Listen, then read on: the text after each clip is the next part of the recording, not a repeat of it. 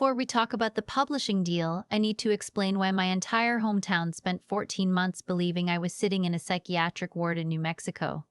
I was 28 years old. I had never missed a deadline in my life. But if you drove through Harker's Mill, Georgia right now and knocked on the doors of the people who watched me grow up, they would tell you a quiet, tragic story about a daughter who fell apart after her grandmother died.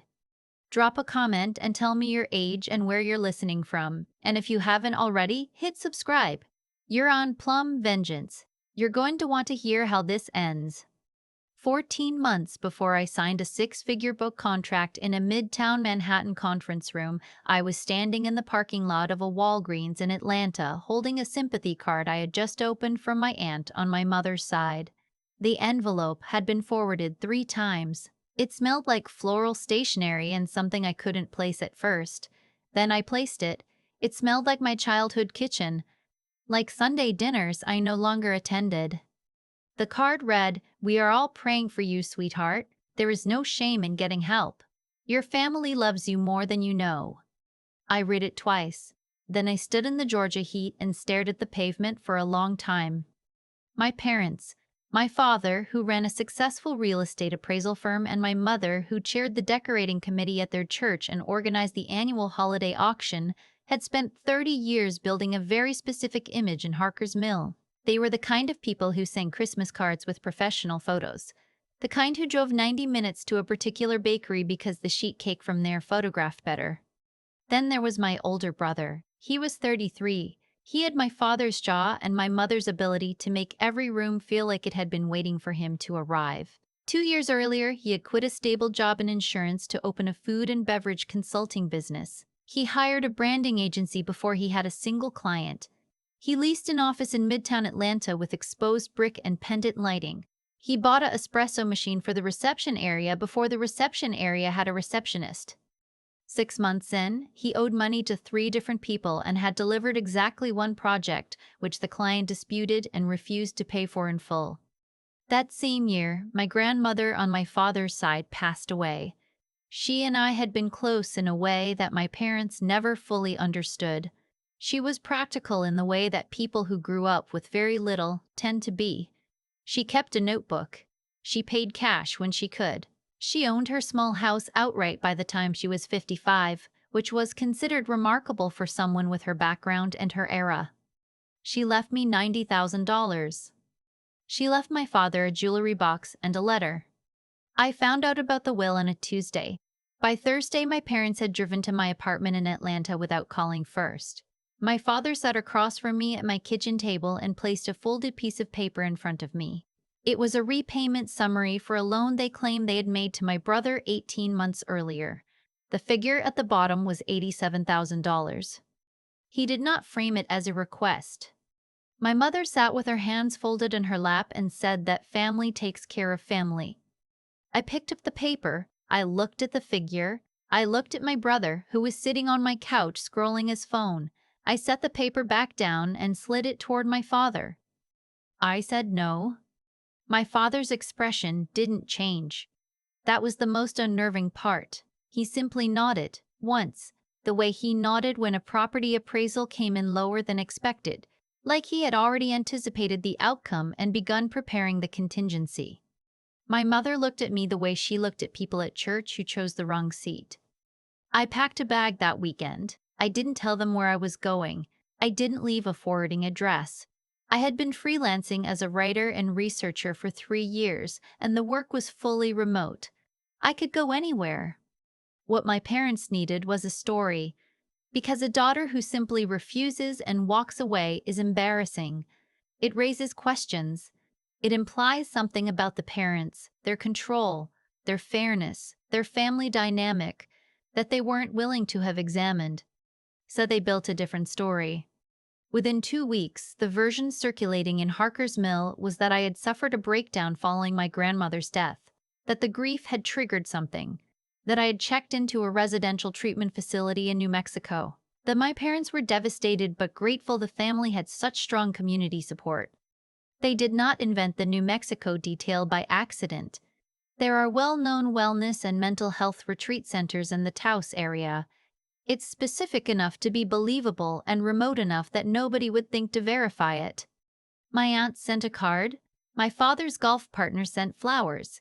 Two of my mother's church friends organized a meal train for my parents, who accepted the casseroles with gracious, somber expressions. I found out about most of this through my sister-in-law. She had married my brother 4 years earlier. She worked as a forensic accountant at a mid-sized firm in Atlanta. She was sharp and precise and deeply private, and she had understood the architecture of my family within 18 months of entering it. She'd watched my mother redirect conversations, watched my father manage relationships the way he managed property values, always assessing, always positioning. She had watched my brother receive and receive and receive without ever once being asked to account for what he took. We had never spoken openly about any of it, but we had communicated the way people do when language feels unsafe. Small gestures. A glance across the dinner table. A text that said thinking about you at a moment when she couldn't have known I needed it. When I disappeared from Harker's Mill, she was the one person I told. Not where I was going in detail, but that I was leaving and that I was fine. I set up an encrypted messaging app. She agreed to keep watch. I drove north. I ended up in western North Carolina in a small rental cabin outside Asheville that cost $400 a month and had no reliable cell service unless you walked to the top of the ridge behind the property. I had my laptop, my grandmother's inheritance in a bank account, and a project I had been developing in secret for 2 years. I had written a book. Not finished it, but I had 140 pages of a memoir that I had never shown anyone. It was about growing up in a family where love and financial leverage were so intertwined that I hadn't been able to separate them until I was 25. It was about watching my brother be handed everything while I was handed a list of expectations. It was about my grandmother and what she taught me and what it cost her to teach it. I sat in that cabin for 3 months and finished it. While I worked, my sister-in-law monitored the situation back in Atlanta and Harker's Mill. She sent me a message on a cold Tuesday in October. My mother had begun telling the extended family that the facility in New Mexico required a significant financial contribution to hold my placement, that the family's savings were strained, that any support would be received with tremendous gratitude. The extended relatives responded. My aunt wrote a check. My father's business partner wrote a check. Two of my mother's closest friends made donations through an account my mother had set up through their church's benevolence fund. The fund was intended for families in crisis. My mother was listed as the point of contact for disbursement. She was taking cash designated for a person who did not exist in the situation she had described. I stared at that information for a long time in my cabin. The fire in the wood stove was burning down. Outside, the mountain dark was absolute. This was not a family dispute about an inheritance anymore. This was wire fraud. It was solicitation of funds under false pretenses, transmitted across state lines through an online church platform. That is a federal matter. I did not panic. My grandmother had taught me not to panic. She had sat with me at her kitchen table many Sunday afternoons when my father was outside and my mother was on the phone with the church committee, and she had said things to me that I didn't fully understand until I was older. She said, "The people who love you conditionally will always tell you the conditions are for your benefit." She said, "When someone reaches for your wallet and calls it generosity, that's the moment you build the wall." I opened my laptop. Georgia has straightforward single-member LLC formation. I had already looked into it 6 months earlier when I was researching my book. I filed a Georgia LLC that night. I named it after a tree my grandmother had in her backyard, a dogwood she planted the year my father told her the property looked bare. She planted it directly in the center of his preferred parking spot. I named the company Dogwood IP Holdings. I transferred my savings out of my personal checking account and into the LLC operating account before midnight. Then I opened a new document and kept writing. My mother was not finished. My sister-in-law sent me a message 2 weeks later with a screenshot. My mother had drafted a letter, printed on paper, mailed through the postal service, describing my ongoing treatment, the complexity of my case, and the mounting costs.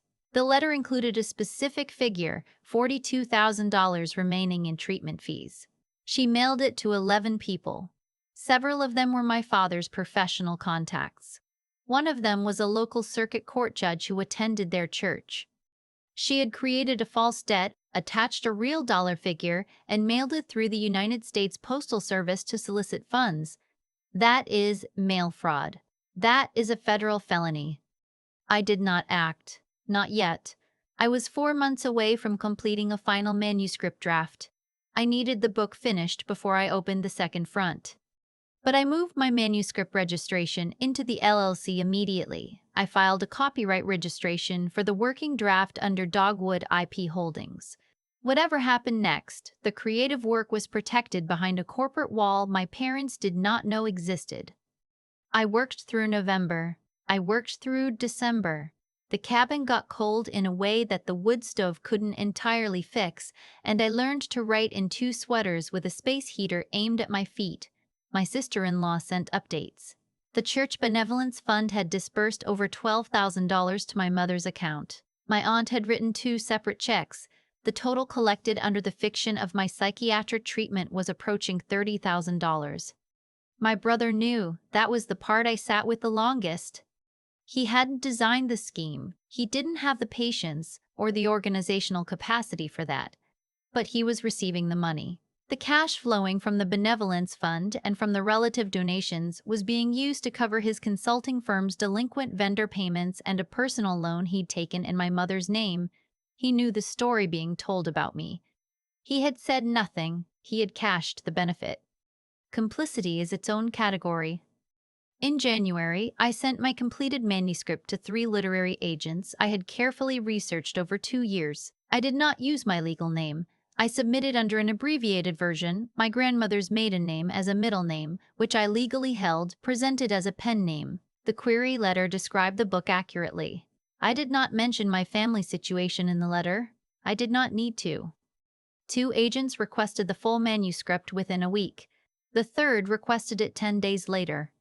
I waited. I kept writing secondary material. I started a proposal for a second book. Then my sister-in-law sent me a message with a subject line in capital letters, not her usual style. She is not a capital letters person. The message said, "There's a man asking questions about you at the house next door to your parents. He showed identification. He is not from Harker's Mill." She sent a follow-up 3 minutes later. He was a licensed private investigator. He was asking neighbors about when I had last been seen. He was asking whether I had seemed unstable. He was asking whether there had been any concerning behaviors in the months before my supposed breakdown. I set my coffee down. My parents had not hired him. They believed I was in New Mexico, safely contained in their narrative. My parents would not have hired someone to look for me. That would risk exposing the fiction. Someone else was investigating me. I thought about who had a reason to vet my background.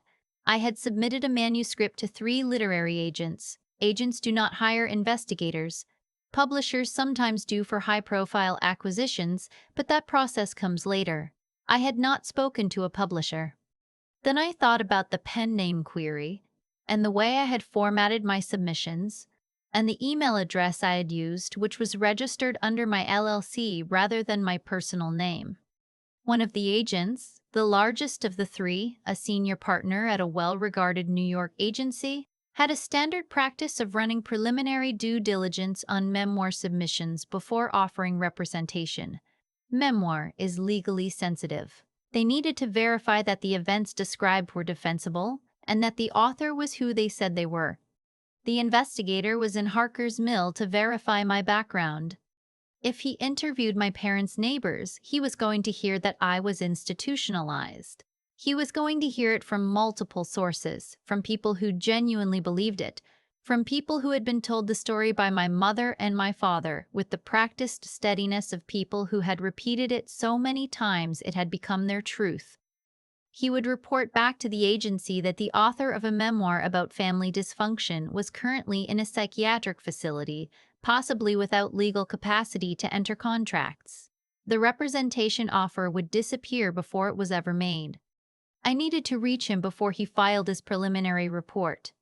I sent a message to his professional email. I had traced him through the license plate my sister-in-law photographed from her car. The plate led to a fleet rental registered to a due diligence firm out of Charlotte. Their website listed their staff. His photo matched what my sister-in-law described. My message contained his exact location, the street address in Harker's Mill, and a secure video conferencing link. The subject line said, "You are looking for me. Here I am." He joined the call 11 minutes later. He was sitting in his rental car. The February light in Georgia was thin and gray behind him. I held my passport up to the camera. I turned my laptop to show the view out my cabin window, the ridge, the bare winter trees, the wood smoke drifting from my chimney. Then I shared my screen and showed him the manuscript word count, the LLC registration documents, the copyright filing, and the royalty split pre-agreement I had drafted with my estate attorney. I was not in New Mexico. I was not in any facility. I was a fully functional person who had been the subject of a coordinated defamation campaign by her immediate family, and I had documented all of it. I explained the mail fraud. I explained the church benevolence fund. I showed him the screenshots my sister-in-law had forwarded, my mother's solicitation letters, the donation amounts, the disbursement records she had quietly gathered. I did not ask him to lie. I asked him to report accurately. I told him that a memoir written by a founder who had managed a family fraud operation while completing a book manuscript was a significantly more compelling acquisition than a memoir written by someone with a clean, uneventful background. I told him the documentation I had assembled was essentially a pre-cleared legal package. His client would be acquiring a book that had already survived its most dangerous liability.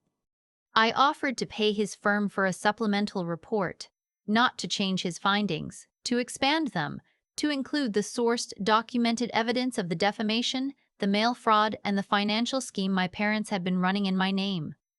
He agreed. Over the next 2 weeks, he gathered physical evidence in Harker's Mill while my sister-in-law provided the digital trail from Atlanta. He interviewed my aunt under the guise of a routine insurance claims verification for a dispute involving my parents' property. My aunt, believing she was helping untangle a billing error, handed him a copy of my mother's solicitation letter and her own canceled checks. He documented the church benevolence fund disbursements. He obtained the postal tracking records confirming the dates my mother's letters were mailed. He gathered sworn written statements from 2 neighbors confirming the specific amounts they had been asked to contribute and the exact language my mother had used. He compiled everything and sent it to me encrypted. I merged his physical documentation with my sister-in-law's digital records. I organized the file the way I had organized the structure of my book, chronologically, with sourced exhibits, with a clear through line that was impossible to misread. 3 weeks after that call in the rental car, the literary agency offered me representation. The senior agent, I'll call him by his professional title because he was meticulous and direct and treated the manuscript with the seriousness it deserved, set a video call with me before signing the representation agreement. Standard practice. He wanted to discuss the legal landscape around the memoir. I had prepared for exactly this conversation. I shared the documentation package I had compiled. I walked him through the timeline. I explained the LLC structure, the copyright protections, the pre-cleared evidence file, and the ongoing legal exposure of my family members. He was quiet for a moment after I finished. Then he said, "I've acquired a lot of memoirs. I've never had an author walk into pre-signing due diligence with a prosecution package." I told him that was the book.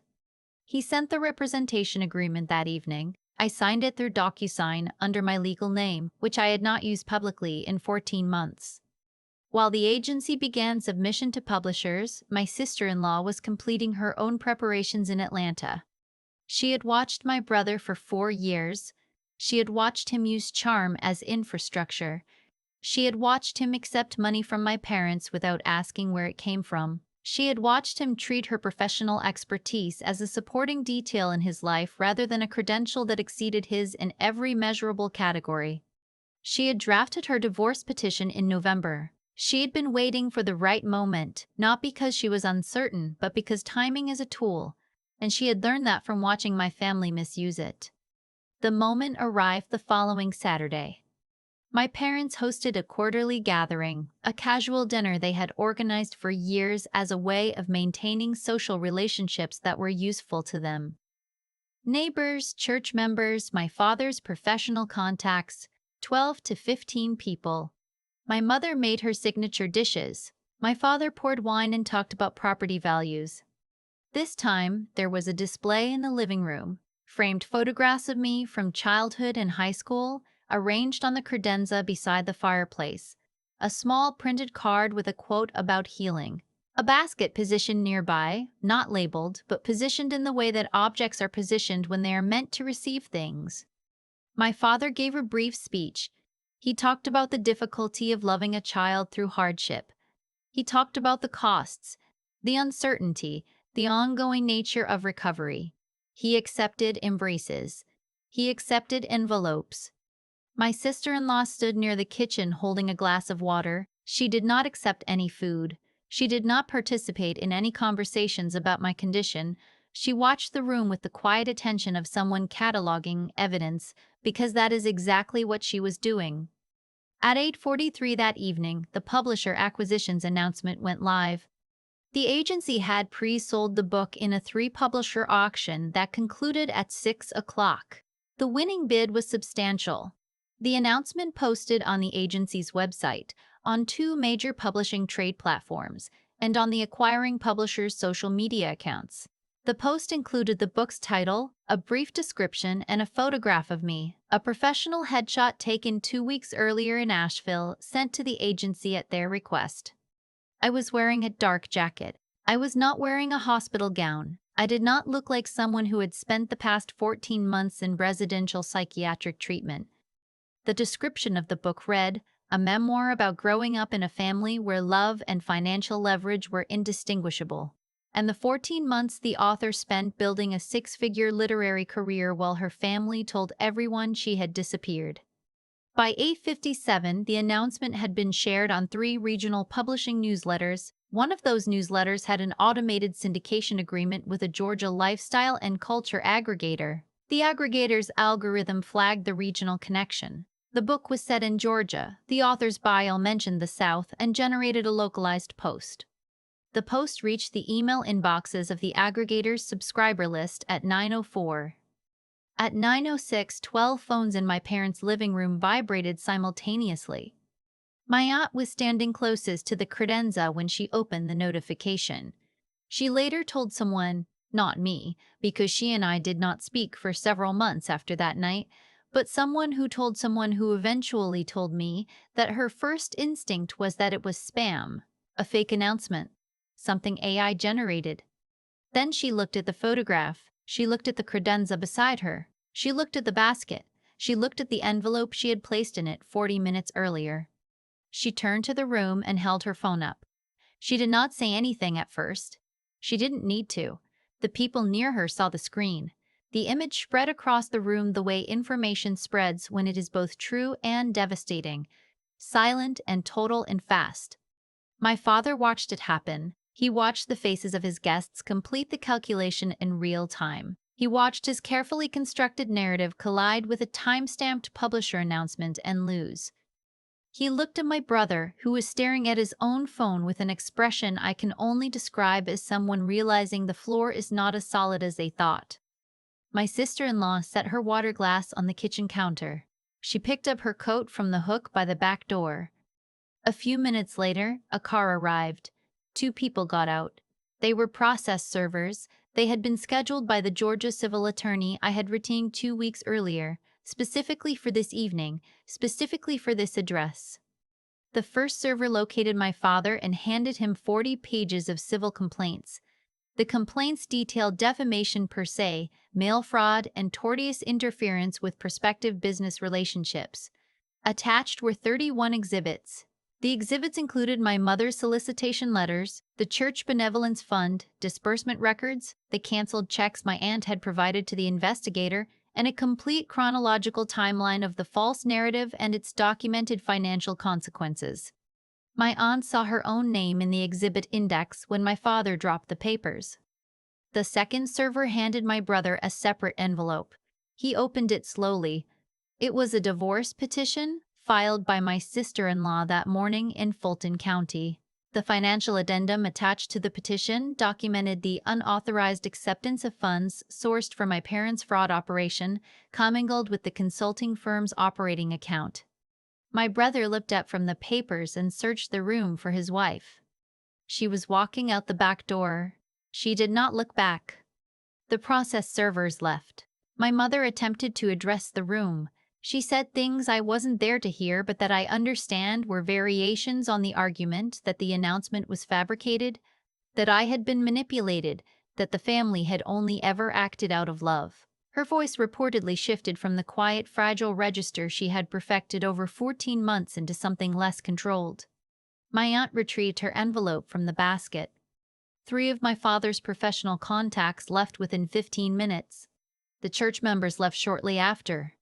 I was in my cabin in North Carolina. I was sitting at my desk with a cup of tea, watching the secure document tracking dashboard my attorney had configured. 2 green confirmations appeared on the screen. Service confirmed. I closed the dashboard. I opened my manuscript notes and started outlining the final chapter. The civil litigation moved quickly because my parents lacked the resources to mount a defense. The forced acknowledgement of the benevolence fund scheme required them to begin liquidating assets to repay the relatives. My father sold 2 investment properties he had held for over a decade. My mother liquidated a savings account she had maintained separately since before they were married. The restitution did not make the relatives whole exactly, but it produced something more durable than money. It produced a documented record. The defamation case concluded with a consent judgment rather than a trial. My parents' attorney, the 4th one, after the first 3 withdrew, advised them that a trial meant discovery, and discovery meant every piece of evidence my investigator had compiled would become part of the public court record. They chose the consent judgment. The judgment included a permanent injunction. My parents were legally prohibited from discussing my medical history, my business entities, or my professional activities with any third party. Any violation would constitute contempt of court with mandatory financial penalties. The false narrative was not just corrected, it was legally extinguished. My brother's consulting firm filed for dissolution 3 months after the divorce was finalized. Without the supplemental cash for my parents, which was now documented, scrutinized, and the subject of an ongoing IRS inquiry, the firm had no operating capital. He updated his professional profile and began applying for positions at marketing agencies. He eventually took a content strategy coordinator role at a mid-size firm in Atlanta. Part of his onboarding included a training module on a project management and intellectual property tracking platform that his new employer had recently licensed. The platform organized creative assets, tracked licensing agreements, and flagged unauthorized uses of registered IP. It was built on a framework I had developed as a secondary project during my time in the cabin. I had sold the licensing rights to a software developer 18 months earlier through Dogwood IP Holdings. The developer had integrated it into their platform and sold enterprise licenses to a range of clients, including the firm my brother now worked for. He spent his first week of employment learning a system I had built in the mountains. My sister-in-law relocated to New York after the divorce was finalized. She had been offered a senior position at a firm she had interviewed with the previous year. We met for dinner on a Tuesday night in the West Village, 2 weeks after the book was officially acquired. She ordered soup. I ordered soup. We talked for 3 hours about things that had nothing to do with my family. Before she left, she reached into her bag and handed me a small envelope. Inside was a photograph, one I had never seen. It was a picture of my grandmother's backyard, taken the summer before she died. The dogwood was in full bloom. My grandmother was standing just at the edge of the frame, not quite in the shot, the way she always positioned herself when someone had a camera, like she knew her value didn't require documentation. On the back of the photograph, in my grandmother's handwriting, it said, "Build something they can't take down." I put the photograph in my wallet. I kept it there. The book came out the following spring. The chapter about the 14 months, about the cabin, the LLC, the manuscript, the night my parents' living room received a publisher announcement and 31 evidentiary exhibits simultaneously, became the section reviewers mention most. One called it precise and ferocious. Another said it read like a legal brief written by someone who had also learned how to break your heart. My parents did not respond publicly. The injunction made that functionally impossible, and the consent judgment had removed whatever social standing they might have used as a platform. My father drives past the house I eventually bought in Atlanta. I know this because one of my neighbors mentioned it. He slows down in front of it. He doesn't stop. I don't think about what he's looking for. I think about what my grandmother planted in the middle of a parking spot and how it bloomed every single spring without asking anyone's permission. There are families that build foundations, and there are families that build cages and call them homes. The difference is whether the door locks from the inside or the outside, whether you hold the key or they do. If any part of the story lands somewhere in your chest, if you recognize something in the architecture of the Price House or whatever your own version of that house is called, you are not alone. There are more of us than we think, rebuilding in the quiet. Subscribe to Plum Vengeance. We tell the stories that the front porch is hiding. The dogwood in my grandmother's yard is still there. My father never did find a landscaper stubborn enough to take it out. I still keep that photograph in my wallet. My grandmother at the edge of the frame, just barely out of it, the dogwood in full bloom behind her. She never needed to be the center of the picture to be the reason the picture was worth taking. What happened to my family was not luck, and it was not punishment handed down from somewhere above. It was arithmetic. Every action they took had a corresponding weight, and eventually, the structure they built couldn't hold what they had loaded onto it. My father spent 30 years cultivating an image instead of a conscience, and when the image cracked, there was nothing underneath it. My mother redirected so much energy into managing other people's perceptions that she never developed the capacity to withstand her own. My brother accepted every resource offered to him without asking what it cost the person it came from, and so when the supply stopped, he had no muscle to fall back on. None of them had built anything real. They had only decorated the surface of things. I think about my grandmother a lot when I think about why I survived it. She didn't teach me to be hard. She taught me to be honest about what was happening, even when the people around me were insisting on a different version of events. That kind of clarity, the refusal to accept a false story about yourself just because it's more convenient for someone else, that's not something you're born with. It's something you practice quietly over years. My grandmother practiced it every day of her life. She passed it to me across a kitchen table on Sunday afternoons when nobody was watching. What I built in that cabin was not just a book, it was the product of every time I chose to understand something accurately rather than comfortably. The LLC, the copyright registration, the evidence file, none of that would have existed if I hadn't first understood exactly what my family was doing and refused to soften it into something easier to live with. Intelligence without honesty is just cleverness in service of whoever needs it most in the moment. I've watched that version play out in my brother's career his whole life. What actually works is the kind of thinking that stays tethered to what's true even when the truth is inconvenient. And then there's the part that nobody talks about enough, which is how long it takes. The cabin was cold. The months were long. There were nights I thought about calling my mother just to make it stop. Not because I missed her, but because the weight of sustained silence is something most people underestimate. Endurance isn't dramatic. It doesn't look like anything from the outside. It looks like one more cup of tea and one more paragraph and one more morning where you choose the work over the relief of surrender. My sister-in-law knew all of this without my having to say it. She sat across from me in the West Village with her soup going cold, and she handed me a photograph and didn't make a speech about it. That is what integrity actually looks like. Not the announcement of it, just the quiet, consistent practice. The dogwood is still there. My father never did get it removed. Some things, if you plant them right and let them root deep enough, outlast every person who wanted them gone.